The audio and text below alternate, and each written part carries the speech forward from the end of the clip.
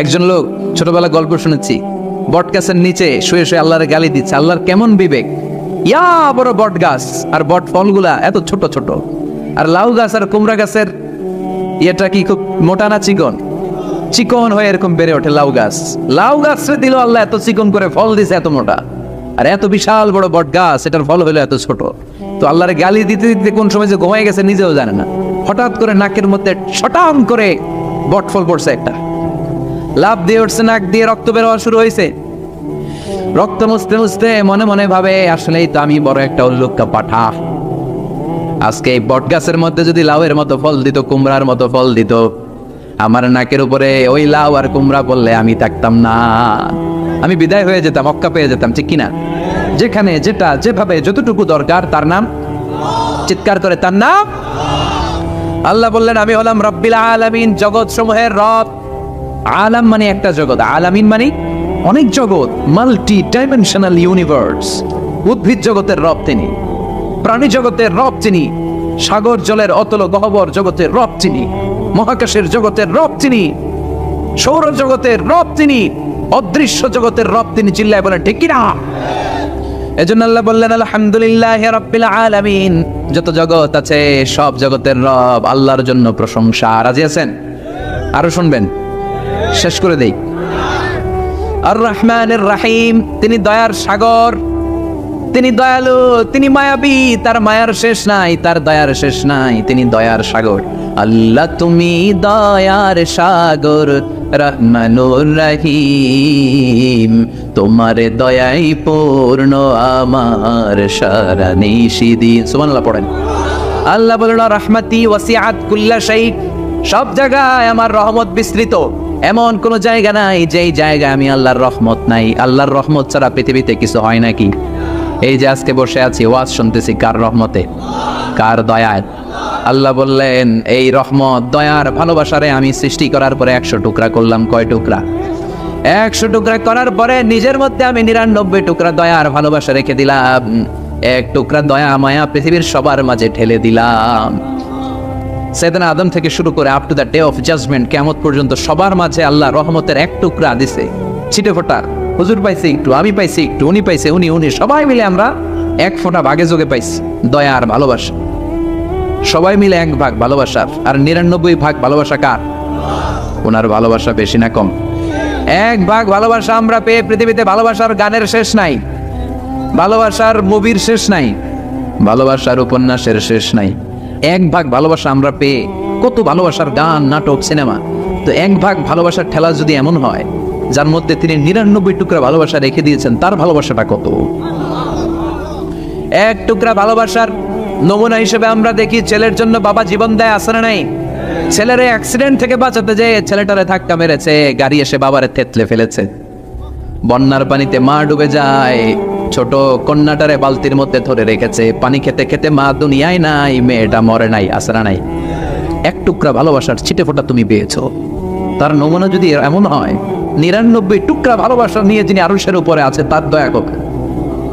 Do you feel that? Do you imagine that? আপনি কি এটা ফিল করেন? আপনাকে ফিল করতে হবে।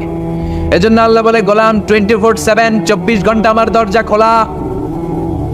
কত পাপ করেছিস, কত অন্যায় করেছিস, কত পর্নোগ্রাফি দেখেছিস, কত হিন্দি সিনেমা দেখেছিস, কত অশ্লীল মেয়েদের নাচ দেখেছিস, রাত্রিবেলা নেকেড ভিডিও দেখেছিস, কত অন্যায় করেছিস, আজও আমার দরজা তোর জন্য খোলা আছে না নাই? চোখের পানি ছাড়, যায় নামাজটা বিছিয়ে দে, 2 রাকাত নামাজ পড়ে আমারে ডাক দে, ডাক দেওয়ার সাথে সাথে তোর দোয়া কবুল হয়ে যাবে।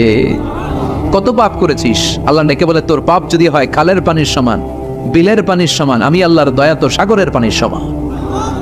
তোর পাপ যদি হয় পাহাড়ের সমান, জেনে রাখ আমি আল্লাহর দয়া আকাশের সমান।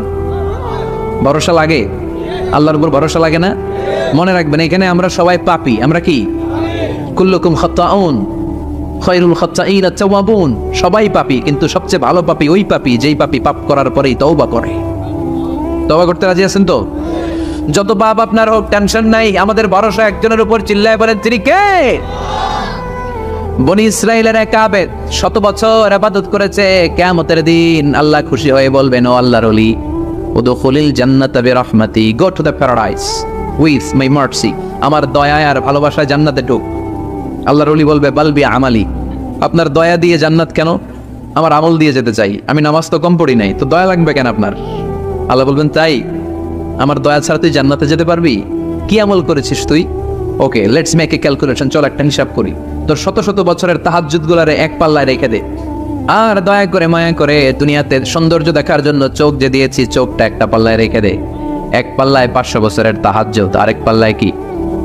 এই দুটি চোখ দিয়েছি বলে দেখো যে কত অপরূপ নয়নাভিরাম, খেতে খামারের জুড়াই জ্বালা, বিধুর ধূপ তোমার দেয়া, চোখের শুকুর জানাবো তার ভাষা কই। যতই দেখি ততই যেন পলক ছাড়া চেরই। সুবহানাল্লাহ পড়ে। এক পাল্লায় চোখ রাখা হবে, আর এক পাল্লায় 500 বছরের তাহাজ্জুদ রাখা হবে। ওজন দেওয়ার পরে দেখা যাবে মুহূর্তের মধ্যে চোখের পাল্লা ভারী হয়ে গেছে। আল্লাহ বলেন এবার হিসাব বলে তুই জাহান্নামে যাবি, go to the hell fire, জাহান্নামে যা। কয় আল্লাহ মাফ চাই, দোয়াও চাই। জাহান্নামে আমি করতে পারব না, মাফ করে দেন, আমি বুঝি নাই। আপনার দয়া রহমত ভালোবাসা ছাড়া কোশ্চিন কালে কারো জান্নাতে ঢোকা সম্ভব? এজন্য আল্লাহ বলেন আমি রহমান, আমি রাহিম। এরপর আল্লাহ বললেন মালিক ইয়াউমিদ্দিন, আমি হলাম বিচার দিবসের মালিক। কোন দিবসের মালিক? যেই দিবসে কেউ কাউরে চিনবে না, পীর সাহেব মরিদরে চিনবে না, মরিদ পীর সাহেবরে চিনবে না, বাবা ছেলেরে চিনবে না, ছেলে বাবারে চিনবে না, নেতা কর্মীরে চিনবে না, কর্মী নেতারে চিনবে না, ভাই বোনরে চিনবে না। সূর্যটা মাথার কাছে চলে আসবে, সূর্যের তাপে মানুষের মাথার মগজগুলো গলে গলে নাকের ছিদ্র আর কানের ছিদ্র দিয়ে বেয়ে বেয়ে পড়বে। সবাই উলঙ্গ নেকেট, সবার মুখে ইয়া নাফসি ইয়া নাফসি। সেই বিচার দিনের মালিক একজন, চিল্লায় বলেন তিনি কে? এরপর আমরা পরিচয় দিলাম ইয়াকা না'বুদ, আল্লাহ শুধুই আপনার ইবাদত করি, ওয়া ইয়াকা নাস্তাঈন, শুধু আপনার কাছে আমরা সাহায্য চাই। এবার দাবি দাওয়া ইহদিনাস সিরাতাল মুস্তাকিম, ও Allah show us the right path, show us the correct path, আমাদেরকে পথ দেখায় কে? এরপর আল্লাহরে বললাম আল্লাহ সিরাতাল্লাযীনা আন'আমতা আলাইহিম, ওই শ্রেণীর পথ দেখান যে শ্রেণীর উপরে আপনি নিয়ামত বর্ষণ করেছেন। এই শ্রেণী হলো 4 শ্রেণী। চিল্লায় বলেন কয় শ্রেণী? আওয়াজ করে বলেন। 1 নম্বরে নাবিগিন, সিদ্দিকিন, শুহাদা, সালিহিন। বলেন নাবিয়িন, সিদ্দিকিন, শুহাদা, সালিহিন। নবীরা যাদের কাছে ওহী আসতো ওনারা মাসুম। সিদ্দিক হচ্ছে সত্যের ব্যাপারে আপসহীন, তাদের লিডার হচ্ছে আবু বকর সিদ্দিক। শুহাদা আল্লাহর জমিনে আল্লাহর দিনকে বাস্তবায়নের জন্য তাজা রক্ত ঢেলে যারা শহীদ হয়েছে, ঠিক কি না? আমাকে শহীদ করে সেই মিছিলে শামিল করে নিও, যে মিছিলের নেতা মীরে হামজা, খোবায়েবে খাব্বাব আল্লাহর কাছে ছিল অতি প্রিয়, শামিল করে নিও। পড়েন আমিন। এই 4 শ্রেণীর পথ আল্লাহ তুমি আমাদের দাও। গায়রিল মাগদুবি আলাইহিম ওয়ালাদ-দাল্লিন, 2 শ্রেণীর পথ থেকে আমরা পানা চাই। এক হলো গায়রিল মাগদুবি আলাইহিম, যাদের উপর তোমার রাগ, তোমার গোসা, তোমার ক্রোধ, লানত প্রাপ্ত ওই ইহুদি জাত থেকে আমরা পানাহ চাই। ওয়ালাদ-দাল্লিন, ভ্রষ্ট যারা নাসারা। সব মুফাসসিররা একমত যে আল মুরাদু বি আল মাগদুবি আলাইহিম আল ইয়াহুদ ওয়াল মুরাদু বিদ-দাল্লিন আন নাসারা। সব মুফাসসিররা পৃথিবীতে একমত যে মাগদুব আলাইহিম দ্বারা বোঝানো হয়েছে ইহুদিদেরকে। পৃথিবীর সবচাইতে টেরা জাতি, নিজেদের 70,000 নবীকে নিজেরা জবাই করেছে। নাউজুবিল্লাহ পড়বেন না? বিশ্ব নবীকে হত্যার ষড়যন্ত্র করেছে। ছাগলের গোশতের মধ্যে বিষ মাখিয়ে আমার বিশ্ব নবীরে খাওয়াতে চেয়েছে।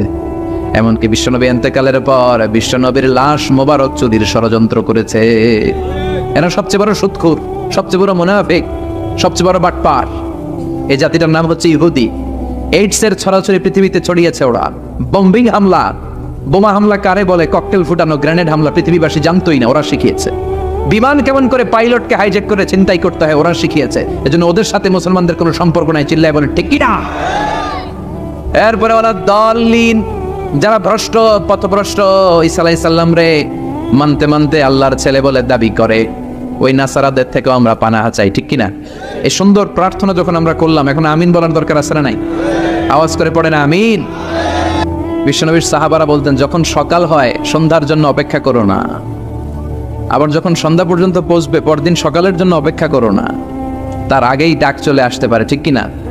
আবার বিষ্ণু বলতেন নামাজে যখন দাঁড়াও সাল্লু সালাতান মুআদ্দিয়া, মনে করো এটাই তোমার জীবনের হতে পারে শেষ নামাজ। পারফর্ম দ্য সালাহ as if this is your last and final prayer, এমন ভাবে সালাত পড়ো মনে করো হতে পারে এটা জীবনের শেষ নামাজ। একদিন মাটির ভেতরে হবে ঘরে মন আমার, কেন বন্ধ দালান ঘর, প্রাণ পাখি উড়ে যাবে পিঞ্জর ছেড়ে, ধরা ধামে সবই রবে তুমি যাবে চলে, বন্ধু বান্ধব যত মাতা পিতা দ্বারা সুত সবই হবে তোমার পরে মন আমার, কেন বন্ধ দালান ঘর, একদিন মাটির ভেতরে হবে ঘরে মন আমার, কেন বন্ধ দালান ঘর। ঠিক না? চলে যেতে হবে। এজন্য এটা যেন আমাদের মাথায় থাকে যে আমরা থাকতে আসি নাই, আমাদের আখিরাতটা যেন সুন্দর হয়, সবসময় এই চিন্তা রাখতে হবে। আমাদের মোরাল বেসিস, আমাদের ethical level is going down, ইখলাস তাকওয়া ইজ গোয়িং ডাউন। আল্লাহর উপর ভয়, আল্লাহর উপর অগাধ বিশ্বাস এবং আস্থা দিন দিন আমাদের কমছে, আর দুনিয়াকে পাওয়ার লোভ আমাদের বাড়ছে। ঠিক কি না? কিন্তু আমরা থাকতে আসি নাই, চলে যাব। আমাদের অনেক লাগবে। গোটা বিশ্বে দেখবেন যে একটা প্রতিযোগিতা মানুষের মধ্যে, ছুটছে মানুষ পাগলের মতো, আরো লাগবে, আরো টাকা লাগবে, আরো সম্মান লাগবে, আমার আরো দাপট লাগবে, আরো জায়গা লাগবে, আরো ফ্ল্যাট লাগবে, আছে না নাই? বিশ্বনবী বলেন বনি আদমের প্রত্যেককেও যদি একটা স্বর্ণের পাহাড়ের মালিক বানিয়ে দেয়া হয়, কিসের পাহাড়? কথা বলেন। আচ্ছা, একটা স্বর্ণের পাহাড়ের মালিক যদি আপনি হন, আপনার পুরো 14 পুরুষ মিলে ওই স্বর্ণের পাহাড় যদি বিক্রি করেও খান, ওই পাহাড়ের অর্ধেকও শেষ করতে পারবেন? বিশ্বনবী বলেন প্রত্যেককে যদি একটা স্বর্ণের পাহাড়ের মালিকও বানিয়ে দেয়া হয়, প্রত্যেকে চাবে আরো একটা স্বর্ণের পাহাড় কেমনে নেওয়া যায়। কত বড় টাকা, ঠিক কিনা?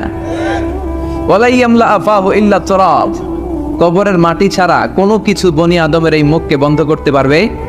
আরো লাগবে, খাই খাই খাই খাই, আরো দাও, পাই নাই, এরকম অসন্তোষ আছে না নাই? অল্প খাবেন, অল্প পড়বেন, অল্প জমাবেন, অল্পের ভেতরে বরকত দিছে কে? এজন্য বেশি বেশি আমরা করব না, অল্পে সন্তুষ্ট থাকবো, আর শুকর করবো একজনের, তিনি কে? কারণ তিনিই পারেন আপনার মনের সব জ্বালা যন্ত্রণা দূর করে দিতে। জান্নাত এমন জায়গা যে জায়গায় শুধু শান্তি আর শান্তি। জান্নাতে অশান্তি আছে? মারামারি, কাটাকাটি, কিলাকিলি, হরতাল, টেনশন, ব্যারাম আছে কি? আরাম। জান্নাতে আছে কি? নাই কি? ব্যারাম। আরামের জায়গায় কোনো টেনশন নাই। জান্নাতের ভিতরে রোদ নাই, বৃষ্টি নাই, ভূমিকম্প আছে? দুনিয়াতে ভূমিকম্পের টেনশন হয় না? বন্যা আছে জান্নাতে? পুলিশের দৌড়ানি, র্যাবের দৌড়ানি আছে? বাড়ি ভাড়ার টেনশন, বিদ্যুৎ বিল, গ্যাসের বিল, গমে ধরে না আমাদের, ঠিক কিনা? জান্নাতে কোনো টেনশন নাই। জান্নাত হচ্ছে আরামের জায়গা। আপনারা যারা যাবেন জান্নাতে 60 হাত লম্বা হয়ে ঢুকবেন। আহলুল জান্নাতে জুরদা ওয়া মুরদা, জান্নাতীরা হবে পশমবিহীন। এই যে দুনিয়াতে দাড়ি রাখা ওয়াজিব বা সুন্নাতে মুআক্কাদা, কিন্তু জান্নাতীদের গালে কোনো দাড়ি থাকবে না, মোজ থাকবে না, গায়ে পশম থাকবে না। আবনাউ সালাসিন ওয়া সালাসিন, সব জান্নাতি পুরুষরা হবে 33 বছরের তাগড়া যুবক। আল্লাহ, এখানে যেমনি আমরা একত্রিত হলাম, তোমার জান্নাতেও যেন আমরা একত্রিত হতে পারি, তুমি তৌফিক দাও। আর জোরে পড়েন আমিন। এতগুলো কথা কোত্থেকে এসেছে জানেন? জিজ্ঞেস করেছিলাম সবচেয়ে দামি সূরা কোনটা? একজন বলছে বাকারা। বাকারা মানে গাভী, গাভী থেকে দুধ, দুধ থেকে জান্নাত। সুবহানাল্লাহ পড়ে। কোরআনের কথা শেষ হতে যায় না, ইন্টার রিলেটেড, তাই না? একটার সাথে আরেকটা মিলে থাকে। খেয়াল রাখবেন, আল্লাহর কথা রাসূলের কথায় কোনো ফাঁক ফোকর নাই, আছে? এজন্য এই দুইজনের কথাই আমরা মানব। বিদায় হজের ভাষণে বিশ্বনবী বলেছিলেন, লাকাদ তারাকতু ফীকুম আমরাইন লান তাদিল্লু মা তামাসসাকতুম বিহিমা কিতাবাল্লাহ ওয়া সুন্নাত রাসূলি। আমি তো চলে যাব, রেখে যাব দুটো জিনিস, যদি দুটো জিনিসকে মেনে চলো কখনো বিভ্রান্ত হবে না। একটা হচ্ছে আল্লাহর কিতাব, আর একটা হচ্ছে বিশ্বনবীর সুন্নাত। এই দুইটা আমরা আঁকড়ে ধরবো। রাজি আছেন তো? পৃথিবী যেদিকে যাক আমি থাকবো দুইটা নিয়ে, ইনশাআল্লাহ। পড়েন। কোরআনের সবচেয়ে দামি সূরা কোনটা বলেন? ফাতিহা। কিছু বলতেছে ফাতিহা, পিছনের ভাইরা কি বলবেন? হ্যাঁ, ইয়াসিন। আর আচ্ছা এবার বলেন, আমি সহজ করে দিই, বলেন কোন সূরা না পড়লে নামাজ হয় না? এবার ক্লু পাইছি। এবার ক্লু পেয়েছে, এই সূরা ছাড়া নামাজ হয় না। আমি যদি পড়াই হবে না, এই মসজিদের ইমাম সাহেব পড়াইলে হবে না, কিন্তু বাইতুল মুকাররমের খতিব পড়াইলে আবার হবে। হবে না? শাইখ আব্দুর রহমান সুদাইস পড়ালে তো হবেই। খাইছে কত বড় মুফতি দেখছেন, ফতোয়া দিয়ে দিচ্ছে জি না, আসলেই হবে না। কারণ এটা এমন সূরা, এই সূরা না পড়লে নামাজ হয় না। বিশ্বনবী বুখারীর বর্ণনায় বলেছেন আ'যামুস সুওয়ার ফিল কোরআন, কোরআনের সবচেয়ে দামি সূরা। এটা আমার বানানো কথা না, সবচেয়ে দামি সূরা। এই সূরার মতো সূরা কোরআনে তো নাই, তাওরাতের ভেতরেও নাই, ইনজিলের ভেতরেও নাই, জাবুরের ভেতরেও নাই।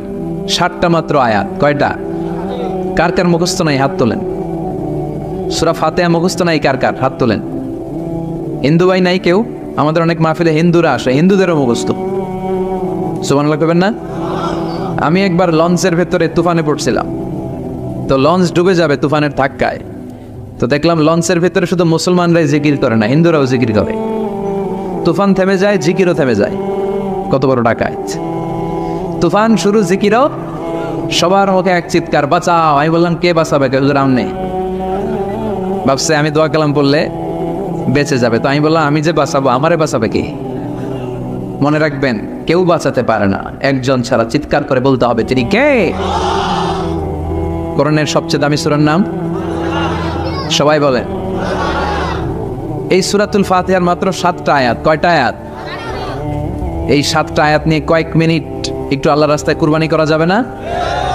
কান দুইটা খরগোশের মতো খাড়া করে, খরগোশ কান খাড়া করে শুনে, এজন্য খুব পিন ড্রপ সাইলেন্ট, পিন পতন নীরবতাও খরগোশ কান দিয়ে শুনতে পায়। এই সূরাটা হচ্ছে আউয়ালুস সূরা নাযালা কামিলান মিনাল কোরআন, কোরআনের সর্বপ্রথম নাজিল হওয়া পূর্ণাঙ্গ সূরা।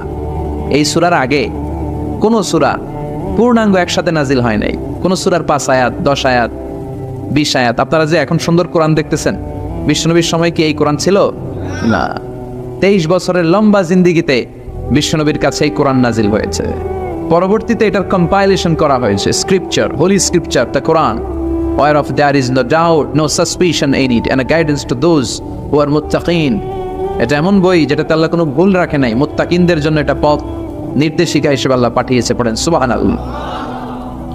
তো সূরাতুল ফাতিহার আগে অনেক সূরা নাজিল হয়েছে, কিন্তু একটু একটু করে, পুরোটা একসাথে না। এই সূরাটা পুরোটা একসাথে সর্বপ্রথম নাজিল হয়েছে। এজন্য এই সূরাটারে আবার বলে ফাতিহাতুল কিতাব, মানে preface of the book, introductory সূরা। কোরআনটা খুললেই সর্বপ্রথম আপনার নজরে যে সূরাটা পড়বে, সূরাটার নাম সবাই বলেন সূরাতুল ফাতিহা। আবার বিশ্বনবী এটাকে বলেছেন কোরআনের মা। কি বলেছেন? চমৎকার একটা ইনফরমেশন না? মনে রাখতে হবে। তাহলে কোরআনের মায়ের নাম কি? মনে থাকবে? বলেন তো, সকল পৃথিবীর সব শহরের জনপদের মায়ের নাম কি? মাক্কাতুল মুকাররমা। তেমনি কোরআন আল কারীমের মায়ের নাম হচ্ছে সূরাতু আল ফাতিহা। এরপরে বিশ্বনবী বলেছেন এই সূরাটা হচ্ছে সূরাতুল ওয়াফিয়া, অখণ্ড সূরা। এই সূরাকে খণ্ড খণ্ড করে পড়া যায় না। কেউ প্রথম রাকাতে সূরাতুল ফাতিহার অর্ধেক, দ্বিতীয় রাকাতে বাকি অর্ধেক যে পড়ছে হইছে। কিন্তু কেউ প্রথম রাকাতে সূরা আর রহমানের 10 আয়াত, পরের রাকাতে বাকি 10 আয়াত। কোনো সমস্যা আছে? সমস্যা নাই। তার মানে এই সূরার নাম সূরাতুল ওয়াফিয়া, অখণ্ড সূরা। মানে এই সূরাকে খণ্ড খণ্ড করে পড়া যায় না, পড়লে পুরোটাই পড়তে হয়। সুবহানাল্লাহ পড়েন।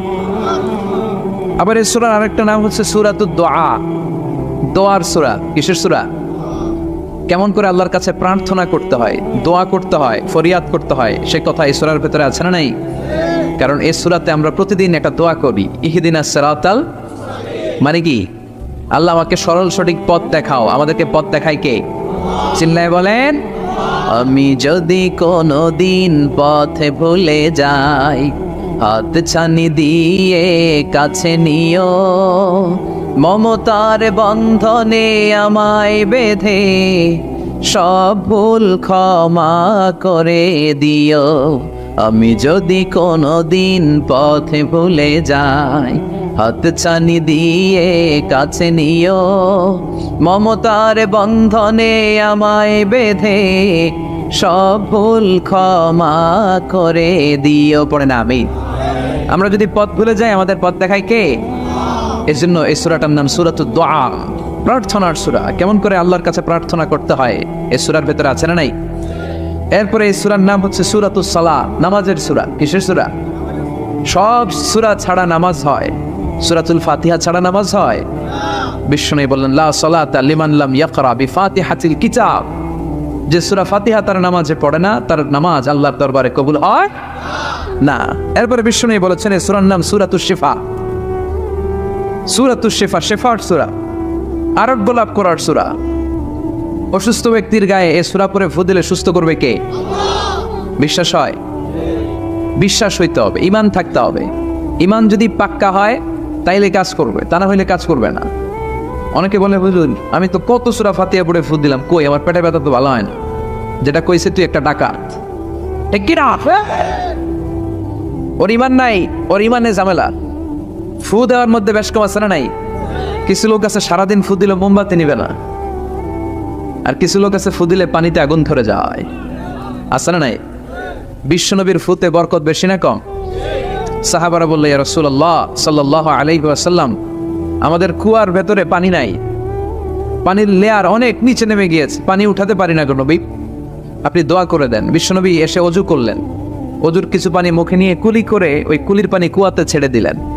ছেড়ে দেয়া মাত্রই পাম্প মেশিন দিয়ে পানি উঠালে যেমনি লাফিয়ে লাফিয়ে পানি ওঠে, মুহূর্তের মধ্যে নিচের লেয়ারের কুয়ার পানি লাফিয়ে লাফিয়ে উপরে উঠতে শুরু করেছে। আরেক সাহাবী বললেন ইয়া রাসূলুল্লাহ ইয়া হাবিবাল্লাহ, আমাদের কুয়ার পানি বড্ড লবণাক্ত, লবণাক্ত পানি আমরা পান করতে পারি না, আপনি এসে দোয়া করে দেন যাতে কুয়ার লবণাক্ত পানিটা মিঠা পানি হয়ে যায়। বিশ্বনবী সাহাবীর সাথে গেলেন, ওযু করলেন, কুলির পানি কুয়াতে ছাড়লেন। 1000 বছরের লবণাক্ত কুয়ার পানি মুহূর্তের মধ্যে মিঠা পানি বানিয়ে দিল কে?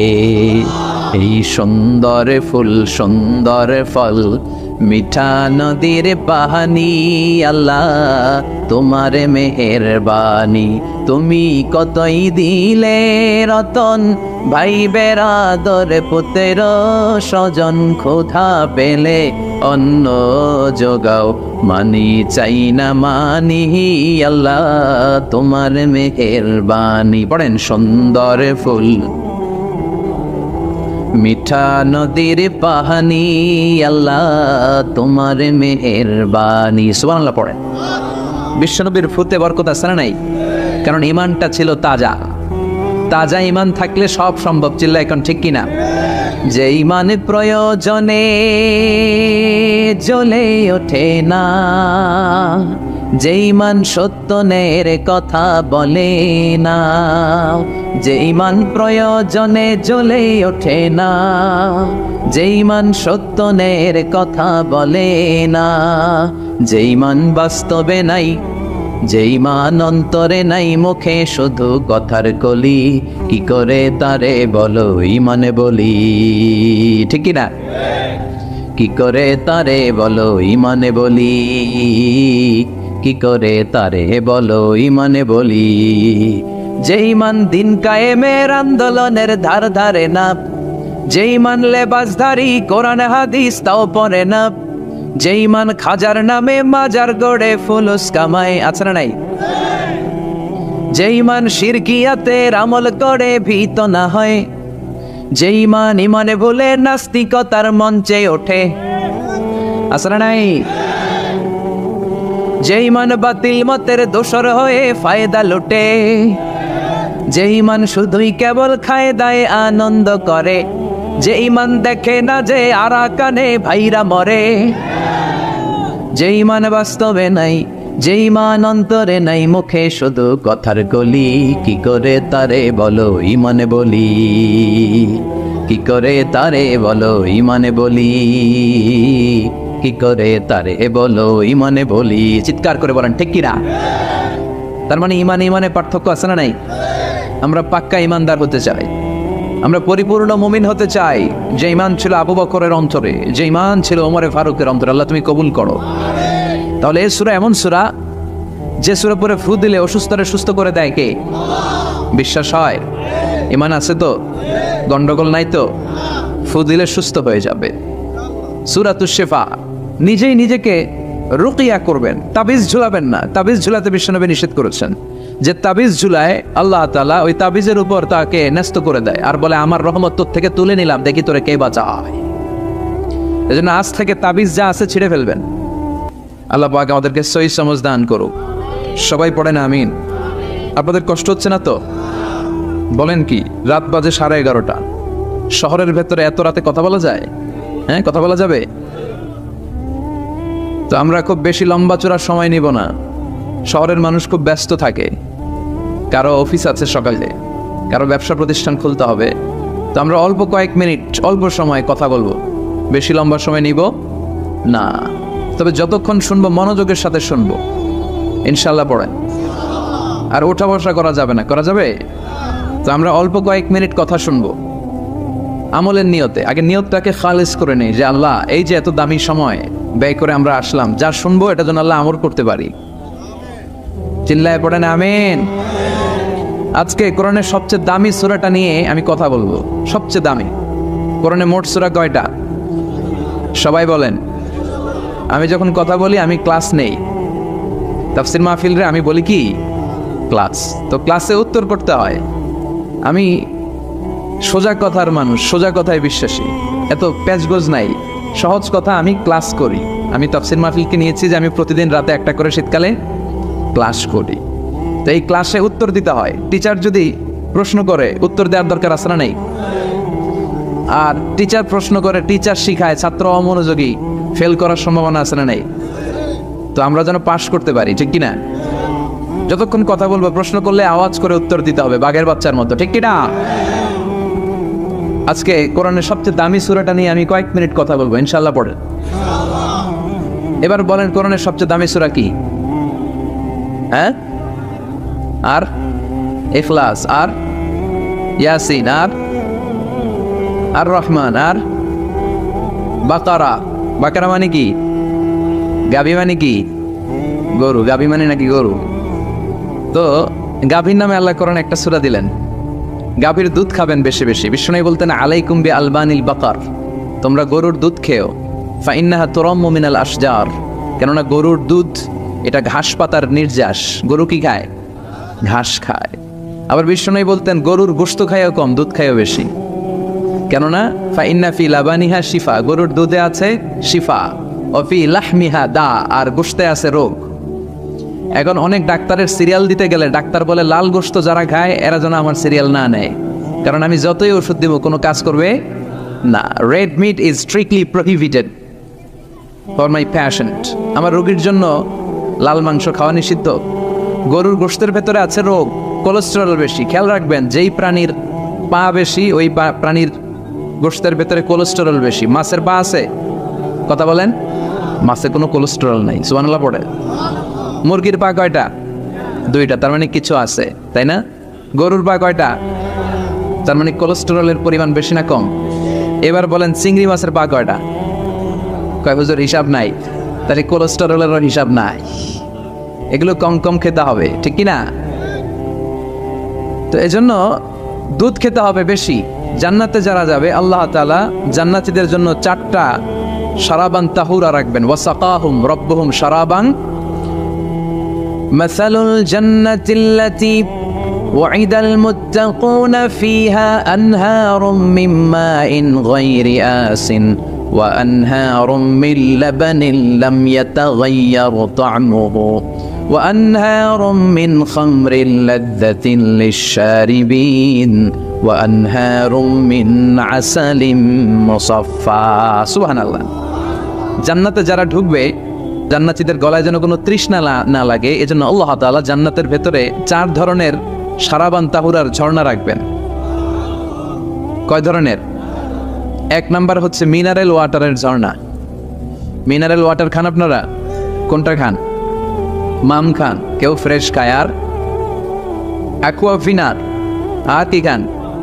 স্পা। আর কিনলে, এটা সবচেয়ে ভালো, এটার মধ্যে ঝামেলা কম, এটা টেস্ট করে জানা গিয়েছে। কিনলে খাবেন কোকা-কোলা কোম্পানির, এটা ভালো পানি।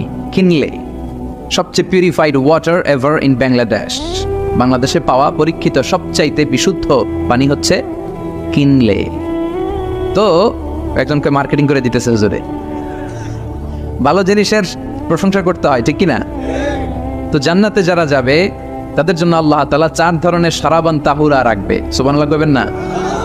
1 নাম্বার মিনারেল ওয়াটার, মিনারেল ওয়াটারের ঝর্ণা, আপনি ওখান থেকে দেদারসে পান করবেন। নাম্বার 2, দুধের ঝর্ণা, দুধের ঝর্ণা, ফ্রেশ মিল্ক এর ঝর্ণা থাকবে। নাম্বার 3, মধুর ঝর্ণা, মধু খাবেন বেশি বেশি, মধুর মধ্যেও শিফা আছে। এই কোরআনে দুইটা জিনিসের ক্ষেত্রে আল্লাহ উল্লেখ করেছেন শেফা। এক হচ্ছে কোরআন, কোরআনটা নিজেই শেফা, সুবহানাল্লাহ। আর হচ্ছে মধু, মধুর ভিতরে শেফা আছে না নাই?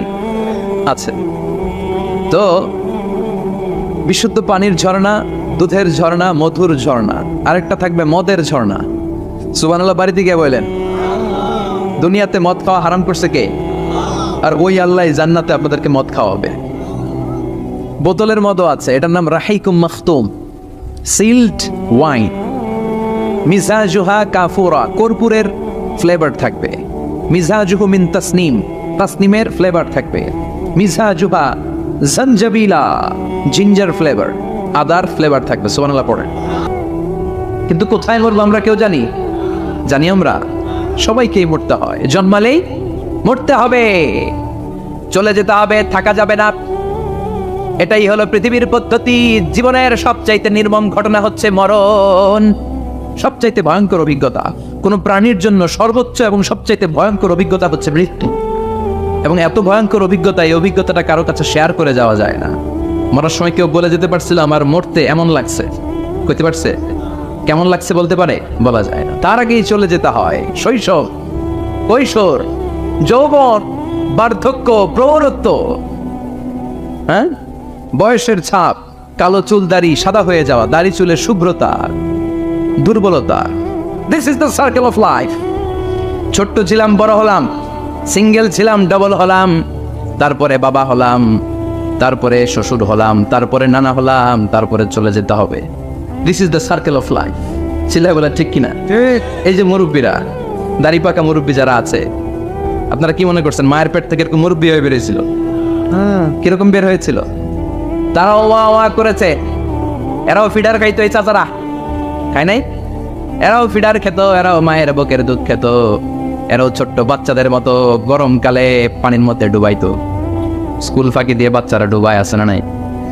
উখিয়াতে এরকম নাই? ছোট্ট বাচ্চা ছিল, বড় হলো, বার্ধক্যে উপনীত হলো। This is the circle of life. চলে যেতে হবে। বিশ্বনবী বললেন, আমার উম্মতি মা বাইনা সিত্তিনা ইলা সাবঈন, আমার উম্মতের গড় বয়স হলো 60 থেকে 70। এই উম্মতের গড় বয়স কত? 60 থেকে 70। ওয়া আকাল্লুহুম মাইয়াজুজু যালিক, অল্প কিছু মানুষ আছে যারা 70-এর বেশি হায়াত পায়। এখানে 70-এর বেশি আছেন কারা? হাত তোলেন দেখি তো। কয়জন? একজন, দুইজন, তিনজন? মাশাআল্লাহ, আল্লাহ আরো হায়াত দেখ। আল্লাহ এদেরকে আরো হায়াত দারাজ করুক। চিল্লায় বলেন আমির।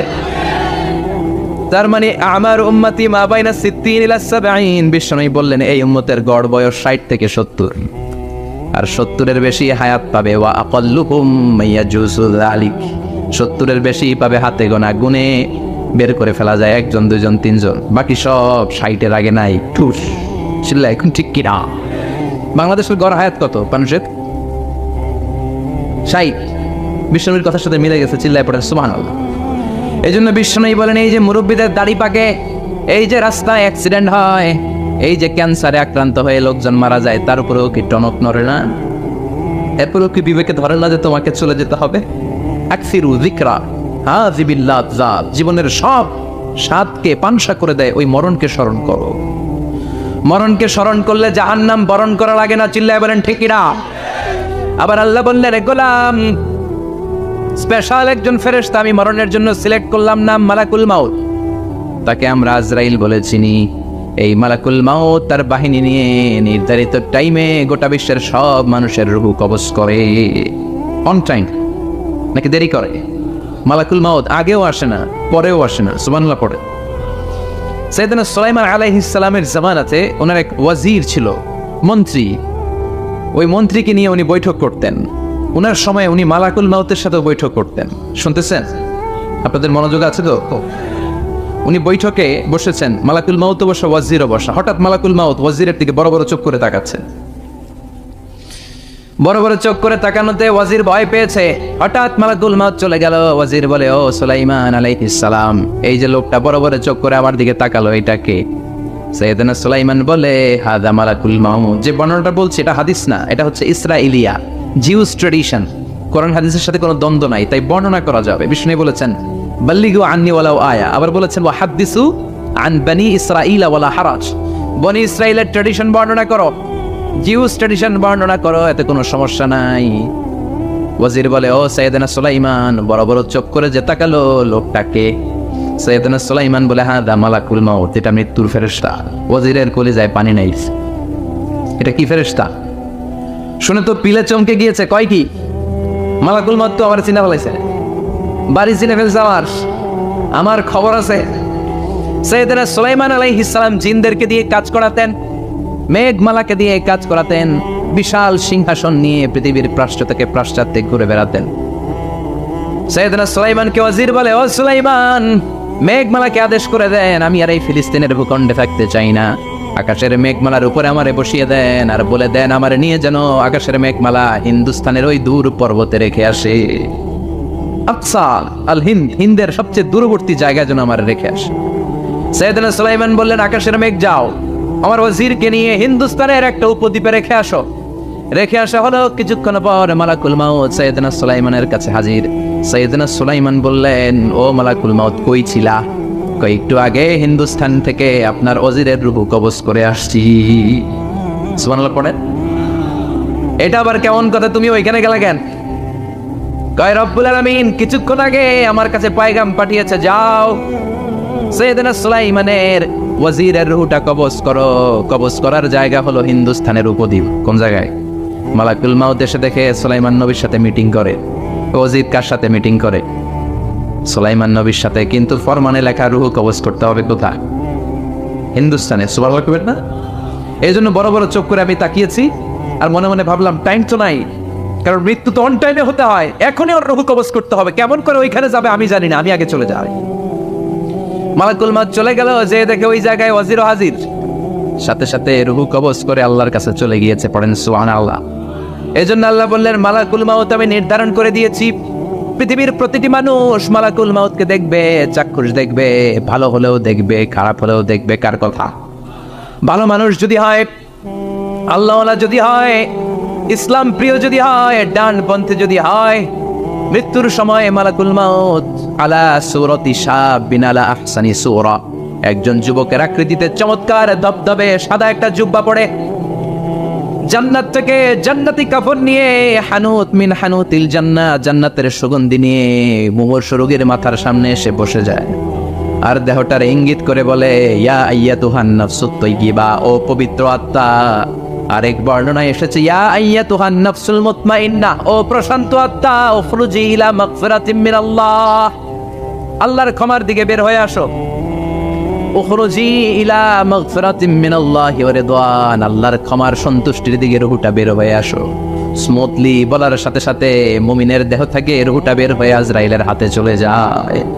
স্মুথলি বলার সাথে সাথে স্বাচ্ছন্দ্যে আনন্দে মুমিনের দেহ থেকে রূহটা সা করে বের হয়ে মালাকুল মাউতের হাতে এসে পড়ে। পড়েন সুবহানাল্লাহ। আল্লাহ এমন মৃত্যু তুমি আমাদের নসিবে রেখে দিও, চিৎকার করে পড়েন আমিন। আর যারা ইসলাম মানে নাই, আর যারা কোরআন মানে নাই, আর যারা দিন কায়েমের আন্দোলন করে নাই, দিনকে ভালোবাসে নাই, বাম আর রামপন্থী ছিল, নাস্তিক ছিল, ইসলাম বিরোধী ছিল, তাদের কাছেও মালাকুল মাউত আসে কি আসে না? চিল্লায় বলেন আসে কি আসে না? তাদের কাছেও আসে, কিন্তু আলা সূরাতি আকবাহি রাজুল, একজনের চেহারা যত ভয়ঙ্কর হতে পারে, যত নিকৃষ্ট হতে পারে, এরকম ভয়ঙ্করতম নিকৃষ্ট দুর্গন্ধওয়ালা একটা চেহারা নিয়ে আসে। রিজলাহু ফিল আরদ, পা থাকে জমিনে, রাসুহু ফিস সামা, হাদিসের বর্ণনা, পা দুইটা জমিনে, মাথা আকাশে।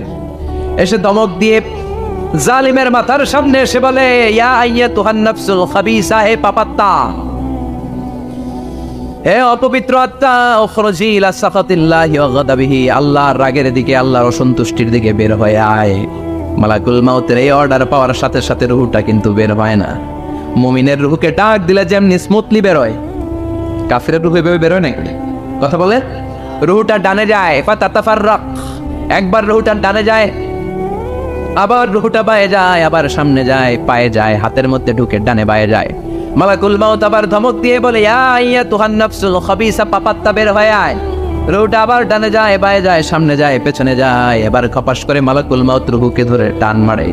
সারা দেহটা থেকে প্রাণ রস সিক্ত করতে করতে দেহ থেকে রুহুটাকে টেনে হিচড়ে বের করে আনে। আর মুমূর্ষু রোগীটা চিৎকার মারতে থাকে, পড়েন না আউযুবিল্লাহ। একটা জীবন্ত ছাগলের চামড়াগুলো জবাই না দিয়ে কেউ যদি টেনে টেনে বের করে, ছাগল জবাই হয় নাই কিন্তু চামড়া এক পাশ থেকে টেনে টেনে টেনে হিচড়ে আপনি গা থেকে বের করলে যত কষ্ট হয়, এর চেয়েও বেশি কষ্ট দিয়ে মালাকুল মাউত বামপন্থী আর কাফেরদের রুহুটা দেহ থেকে বের করে আনে। পড়েন না আউযুবিল্লাহ। আমাদের রুহুটা যেন আল্লাহ, মুমিনদের রুহু আপনি যেভাবে কবজ করান ওইভাবে যেন আমাদের রুহুটা বের হয়ে আসে। আর জোরে পড়েন আমিন। এজন্য আল্লাহ বললেন, বাল তু'থিরুনাল হায়াতাদ দুনিয়া ওয়াল আখিরাতু খায়রুম ওয়া আবকা। পাগলের মতো মোহাচ্ছন্ন হয়ে এই দুনিয়াটার পেছনে ছুটে বেড়াও। এই দুনিয়া আসল নয়, আখিরাত হলো আসল। চিল্লায় বলেন ঠিক কিনা? অস্থির, আমরা ব্যস্ত দুনিয়ার লোভে আর মোহে পড়ে আমাদেরকে যে মরতে হবে, চলে যেতে হবে, এটা ভাবার সময়ই আমাদের নাই। চিল্লাই কোন ঠিক কিনা?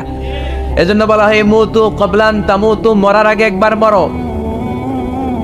হাসিবু ক্বাবলান তুহাসাবু আলাইক, তোমার হিসাব কিয়ামতের দিন করার আগে তুমি তোমার হিসাব করো। জীবনে কি কি পাপ করেছি আমি জানি, আমার চেয়ে ভালো কেউ জানে না। চিল্লায় বলেন ঠিক কিনা? কি কি অন্যায় করেছি আমার হৃদয়ের মধ্যে কথাগুলো আছে না নাই? পৃথিবীর কেউ না জানলেও আমি জানি কি জানি না? পৃথিবী না জানুক আমি তো জানি, আমি কি পাপ করেছি হায়। পৃথিবী না জানুক আমি তো জানি, আমি কি পাপ করেছি হায়। আমার পাপের করলে বিচার, বাঁচার উপায় নাই আমার। দয়াময় প্রভু মাফ করো আমায়, মাফ করো আমায়। পড়েন আমি আরো জোরে আমিন। এজন্য হাসিবু ক্বাবলান তুহাসাবু আলাইক, তোমার হিসাব বসার আগে নিজে হিসাব করো কি কি করলা। আসল মরণের দিন শটান হয়ে তো শুয়ে পড়ো ভাই, মরার আগে আরেকবার মরো। মরার আগে আরেকবার কি করবে? কথা বলেন, মরার আগে কি করতে হবে? হঠাৎ একদিন বিছানায় শটান হয়ে শুয়ে যান, চক্ষুটা বন্ধ করেন, ভাবেন মরে গিয়েছেন। এই তোমার কুলমাউত চলে এসে রুহুটা নিয়ে গেল। আত্মীয় স্বজন চিৎকার চেঁচামেচি শুরু করে দিল, কান্নার রোল পড়ে গেল চারদিকে। মাইকের মধ্য দিয়ে, মসজিদের মাইকে অ্যানাউন্স হয়, অমুক এলাকার নিবাসী অমুক ভাই আমাদের মধ্যে দুনিয়ায় নাই, তার জানাজা হবে এশার নামাজের পর। সবাই এসে রুহের মাগফিরাত করে। সবাই আপনারে দেখতে আসবে, কেঁদে কেঁদে লোকজন আপনারে কবর দিতে আসবে। চিল্লায় বলেন ঠিক কিনা? কেঁদে কেঁদে সবাই আসবে, দেখার জন্য আসবে। ছেলেগুলো কাঁদবে, স্ত্রী কাঁদবে, বাবা মা কাঁদবে, বন্ধু বান্ধব কাঁদবে। আর ঘরের মধ্যে রাখা হবে না। এবার আপনাকে গোসল দেওয়ার পালা। চক্ষু বন্ধ করে চিন্তার দরকার আছে না নাই? কথা বলেন। হঠাৎ করে, হঠাৎ করে শুনবি একদিন আমার মৃত্যুর খবর। কেঁদে কেঁদে আসবে সবাই দিতে আমায় কবর, দিতে আমায় কবর। ঠিক কিনা? একটু চোখটা বন্ধ করে ভাবেন, আপনাকে গোসল দেওয়া হবে, জামাগুলো খোলা হবে। এত টাকা দিয়ে যে দামি গোসলখানা টাইলস লাগিয়ে ঘরে বানালেন, আপনার শেষ গোসলটা কি ওই দামি গোসলখানায় হবে? লাশ যেখানে দোয়া হয় ওই জায়গায় দোয়া হবে। আপনাকে কাফন পরানো হবে। আপনার কলিজার টুকরা ছোট বাচ্চাটারে বলা হবে, আব্বু দেখে যাও তোমার বাবারে শেষবারের মতো দেখো। আপনার বাবা মা শেষবারের মতো একটা নজর দিয়ে আপনার চেহারাটা দেখে নিবে। বন্ধু বান্ধবরা শেষবারের মতো একবার আপনারে দেখে নিবে। জানাজার জায়গায় নেওয়া হবে। হবে না এই ঘটনাটা আমাদের? হ্যাঁ, হবে কি না? হাজার হাজার মানুষ শেষ বিদায় দেওয়ার জন্য আসবে। চারটা তাকবীর দিয়ে ইমাম নামাজ শুরু করবে। আল্লাহু আকবার, আল্লাহু আকবার, আল্লাহু আকবার, আল্লাহু আকবার বলে নামাজ শুরু করবে। নামাজ শেষ। এবার পালকিতে করে কবরে যাওয়ার পালা। যেতেই হবে, যেতেই হবে। পালকিতে করে লোকজন নিতে শুরু করবে। কবরস্থানের ওই জায়গায় যেখানে বছরে মানুষ না মরলে যায় না, ওই গহীন নিঝুম কবরস্থানে ঢুকানো হবে। পালঙ্ক থেকে নামিয়ে আপনার জন্য করে রাখা আগ থেকে কবরটার মধ্যে শুইয়ে দেয়া হবে। উপরে বাঁশ দিয়ে ছাউনি, শেষবারের মতো সবাই দেখে বাঁশের ছাউনির উপরে মাটি চাপা দিবে, ঠিক কিনা? চলে যাবে সব, কেউ নাই, অন্ধকার, শুধু অন্ধকার। এই অন্ধকার যেন শেষ হতে চায়। এই ঘটনা ঘটবে না আমাদের? কথা বলে ঘটবে কিনা? এজন্য মরার আগে এগুলো চিন্তার দরকার আছে না নাই? মরার আগে আরেকবার মরার দরকার আছে না নাই? এজন্য রব্বুল আলামিন বলেন, বাল তুসিরুনাল হায়াতাদ দুনিয়া ওয়াল আখিরাতু খায়রুন ওয়া আবকা। এই দুনিয়ার জীবনটাকে তোমরা আসল জীবন মনে করো, এটা আসল জীবন নয়। আসল জীবন হলো কবরের জীবন। চিল্লায় বলেন ঠিক কি না? আল্লাহ তোমার এই দুনিয়ায়, আল্লাহ তোমার এই দুনিয়ায় কেউ আসে কেউ চলে যায়, তবু তোমার ভয়ে কারো কাঁদে না হৃদয়। এই দুনিয়াতে আমার বদলে গেল মন, চারিদিকে দেখি শুধু সুখেরই স্বপন। ভাবলো না মন আল্লাহ ছাড়া,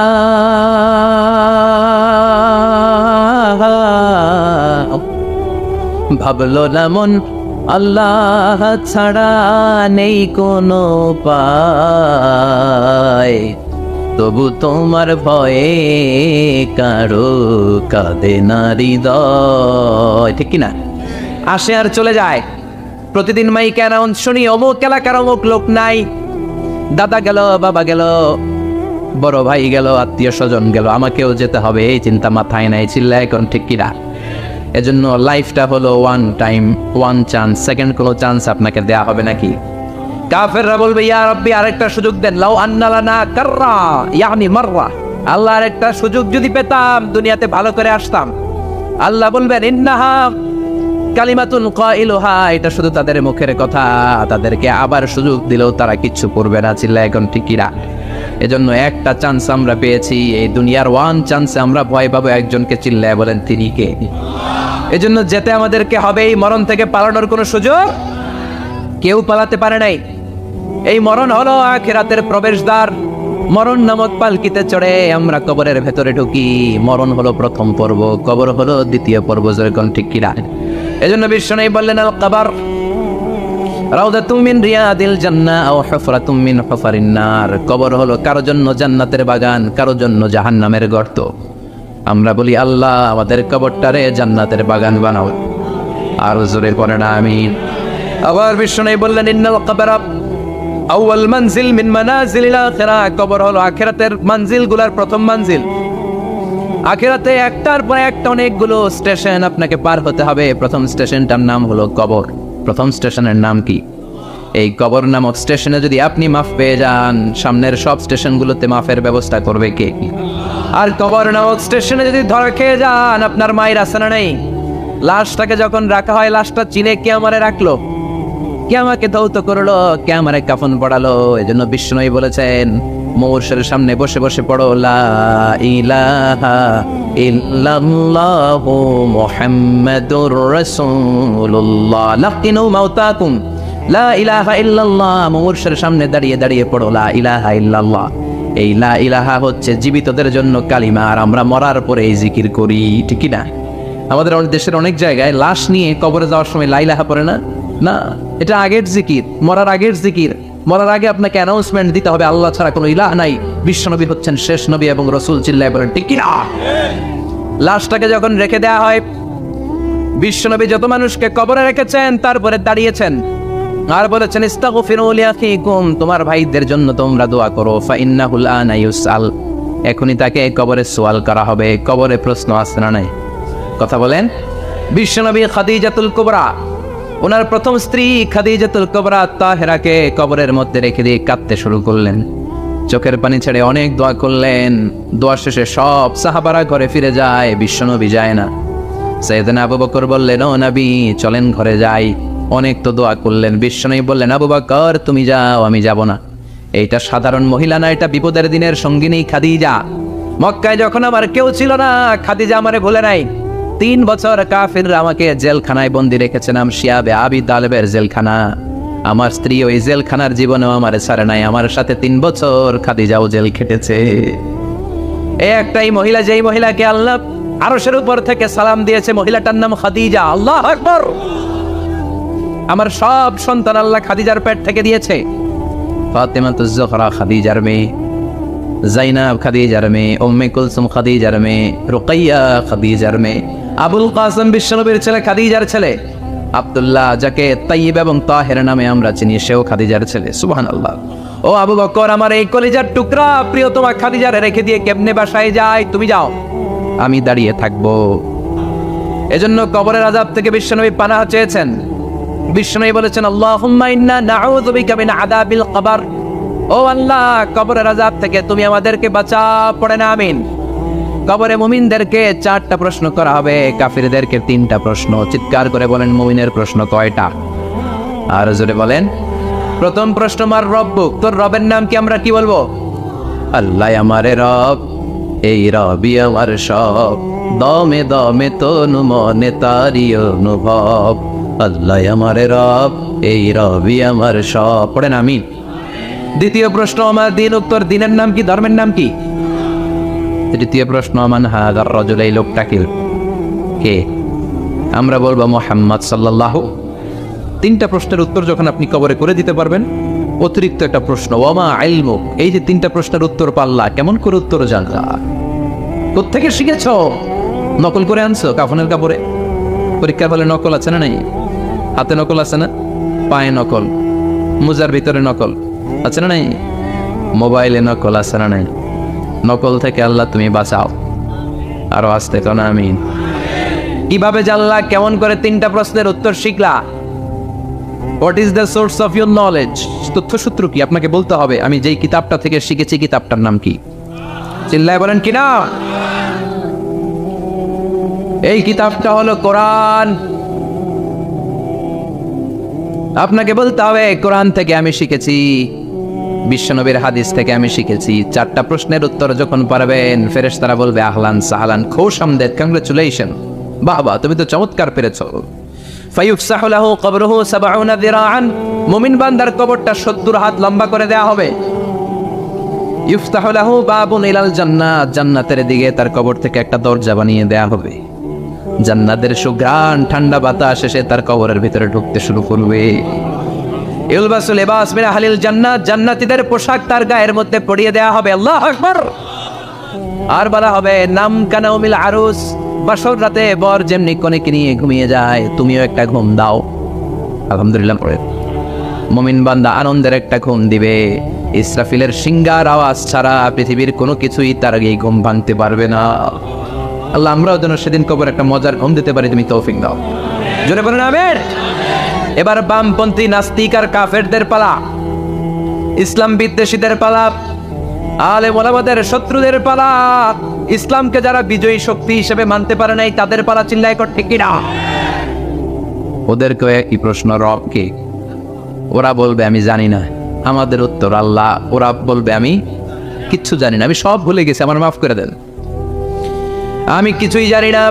তবে আমি ইসলাম বিরোধীদের সাথে চলতাম, যারা ইসলাম রে বাস দিত আমি তাদের সাথে স্লোগান দিতাম। এরকম ডাকাইত আছে না নাই? দ্বিতীয় প্রশ্ন, আমার দিন, ও তোমার ধর্মের নাম কি?